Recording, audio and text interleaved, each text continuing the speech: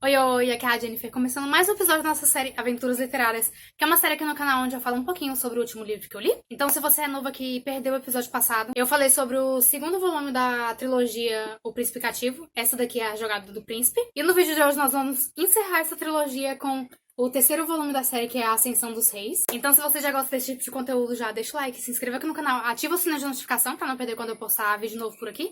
E se você quiser me seguir nas minhas outras redes sociais, do Instagram, TikTok e Wattpad, onde eu publico fanfics, todos os links estão na descrição pra vocês. E antes de começarmos a explicação desse volume aqui, eu vou trazer de novo a nossa listinha de assuntos e gatilhos que tem nessa história, que são tratados nos 3 volumes, mais pesado no primeiro, mas que é carregado em todos eles. E provavelmente esse vídeo vai ser mais longo, porque eu quero falar bastante sobre o que acontece nesse volume aqui, porque a história é impecável, então já pega seu lanchinho, já senta no sofá, já se aconchega aí e vamos começar. E a nossa costumeira retrospectiva? No volume 1, nós acompanhamos a ascensão do regente ao trono, que ganhou esse privilégio com a morte do rei e do príncipe herdeiro, e também da falta de idade do seu sobrinho, que só tinha 13 anos. Quando o Veri perdeu o território de Delpha para o reino de Aquelos durante a luta no forte em Marlas. E alguns anos depois, o Laurent ele recebe um escravizado de estimação dado a ele pelo novo rei de Aquelos, que é o filho bastardo do antigo rei, que sobe ao trono com a morte nada suspeita do seu pai e também o desaparecimento do seu irmão, que foi dado como morto depois. E o Laurent agora com o trono dele obstruído pelo seu tio, que se acostumou a reinar. O Laurent ele desconta a sua frustração no escravizado, e isso dá motivo pro tio dele roubar todos os seus territórios, reduzir o tamanho do seu exército e também tirar todas as verbas da mão do Laurent e enviar ele pra lutar na fronteira pelo seu país, como qualquer príncipe herdeiro faria e que ele nunca tinha feito. Então esse é o argumento que o regente tem da incompetência do Laurent como um futuro rei. E o Laurent ele aceita essa barganha porque não tinha muito pra onde ele correr. E ele parte com o seu exército minúsculo pra encontrar o exército do tio dele, que se uniria ao dele e partiria até a fronteira. E ali ele só encontra homens insubordinados, mercenários que estão vestindo o uniforme de guerreiro e que não sabem acatar ordens, não sabem lutar em grupo e que são praticamente inúteis em batalha por conta da inexistência de um treinamento militar. Mas agora que eles conseguiram acabar com o peso morto que estava comandando esse exército de insubordinados, eles conseguem juntos treinar o exército em exercícios simples para que eles não morressem assim que eles entrassem no campo de batalha, porque não saberiam o que fazer. E durante esse período, o Laurent e o Daemon, eles entram em um acordo onde o Daemon ele fala que vai garantir que o Laurent saia vitorioso contra essa luta que ele tem do tio dele, porque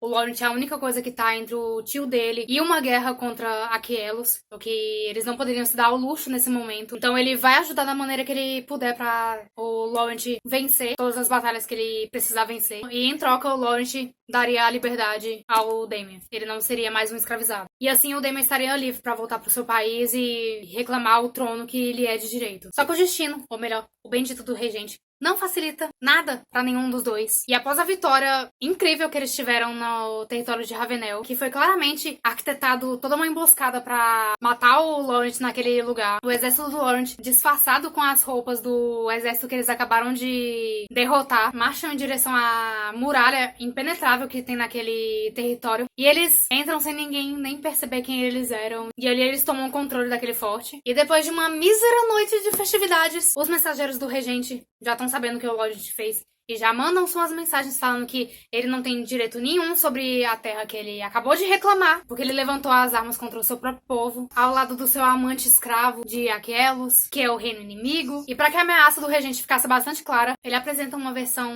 sangrenta e esquartejada do seu bibelô, que era o amante do regente, como um aviso que aconteceria muito pior pra quem ajudasse o Laurent ou desse abrigo pra ele. E agora com mais uma ordem ridícula, que só o Laurent, o Daemon e o exército do Laurent sabem que é uma emboscada do tio dele pra matar ele, que eles partem em direção ao plano mais ousado que eles conseguiram juntar até então. E agora que o Daemon tá com a liberdade dele postergada por mais 3 dias, que foi o prazo que o regente deu pro Laurent ir até o lugar onde ele seria julgado pelos seus crimes, que o Damian se vê sozinho no forte de Ravenel, que eles acabaram de conquistar, com a autoridade de capitão dada a ele pelo Laurent. Então ele estava comandando o forte na ausência do príncipe herdeiro. E é nesse momento que um mensageiro esbaforido chega lá falando que o exército de Aquielos está se aproximando da fortaleza, e o mensageiro ele entrega pro Damian o bracelete de escravizado que ele tinha dado pro Laurent, e também tinha um anel que significava a regência dele. E superando o choque inicial que o Damian teve ao ver o seu próprio povo marchando em direção a ele, ele percebe que aquilo ali faz parte do plano do Laurent, e ele manda as pessoas abrirem o portão e deixarem o exército dele entrar. E o povo tem uma insegurança momentânea de aceitar a ordem de um escravizado Aquielos a abrir o portão pro exército Aquielos para entrar no reino de Vere. Mas esse pensamento é superado pela autoridade que o Damian tem naquele momento. Então eles abrem o portão, o exército entra. Só que uma vez que o exército tá na frente do Damian, todos eles ficam de joelhos e berram, pra quem quiser ouvir, que o príncipe Damian, que é o matador do príncipe herdeiro de Vere, está vivo e está diante deles.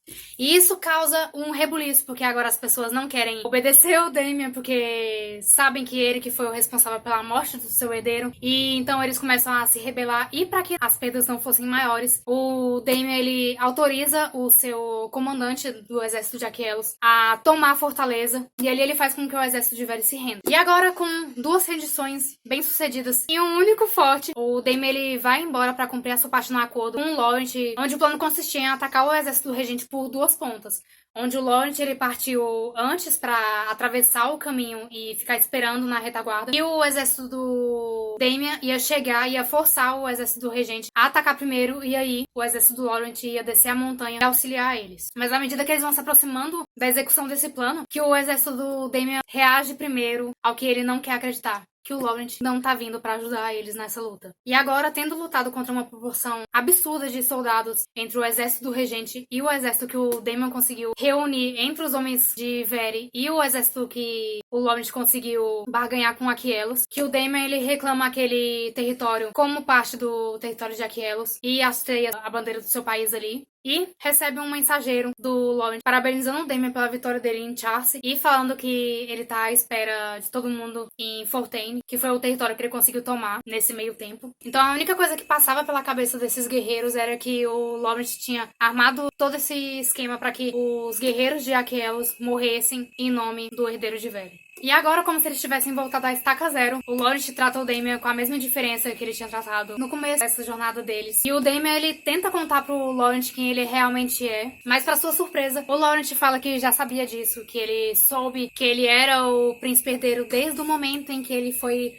posto aos seus pés como um escravizado de estimação que foi dado pelo outro rei. Então agora o Damian, já estando farto de ter que lidar com a indiferença e com a frieza do Laurent, pede para ser tratado então como o príncipe herdeiro. E ali eles reúnem um acordo onde o Laurent ofereceria o exército do lugar onde ele tomou Fortaine para ajudar o Damian a retomar o seu trono em Aquielos, e em troca ele devolveria o território de Delpha para Vere. Então os 2 herdeiros se uniriam para atravessar o território de Aquielos e ir até a capital, onde eles descobriram que o regente já tinha pegado um navio e já estava na capital com o rei bastardo, que só tinha conseguido usurpar o trono graças às forças que o regente tinha enviado para ele para subjugar as forças do príncipe Damianos. Só que o acordo entre os dois precisava ser público, de ambos os exércitos, dos conselheiros e a quem mais aquele assunto fosse pertinente. E agora, em território Aquielos, o costume dizia que uma vez que houvesse o reconhecimento da igualdade entre 2 governantes, que eles deveriam se sentar em tronos gêmeos perante todo o povo. E quando isso acontece, o exército de Aquielos ele tá pronto para explodir de raiva.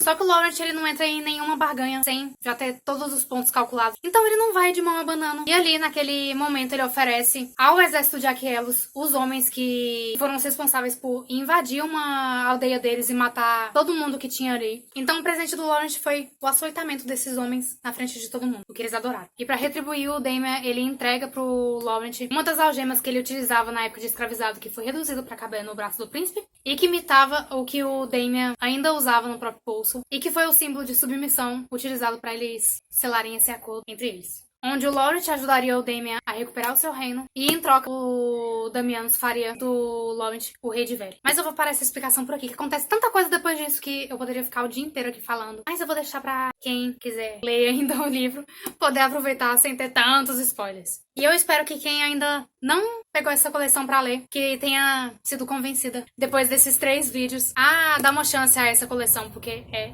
incrível, é impecável. Os assuntos, sim, são assuntos pesados, são assuntos que incomodam. Mas tudo é tratado aqui com essa ênfase de que é errado. E até um dos pontos que o Damianus, ele fala que quando ele se tornar rei, a primeira coisa que ele vai fazer é acabar com a escravidão no reino dele. E o Laurent concorda, porque o Laurent nunca tinha tomado um escravo até ganhar o Damianus como escravo de alcova. Mesmo que na cultura dele fosse tão comum ter escravizado de estimação. Mas eu vou terminar esse vídeo por aqui. Eu espero que vocês tenham gostado. Se tiverem, não esqueçam de deixar o like, se inscrever aqui no canal, ativar o sino de notificação pra não perder quando eu postar vídeo novo por aqui. E se você quiser me seguir nas minhas outras redes sociais, do Instagram, TikTok e o Wattpad, onde eu publico fanfics, todos os links estão na descrição pra vocês. E nos vemos no próximo vídeo. Tchau, tchau!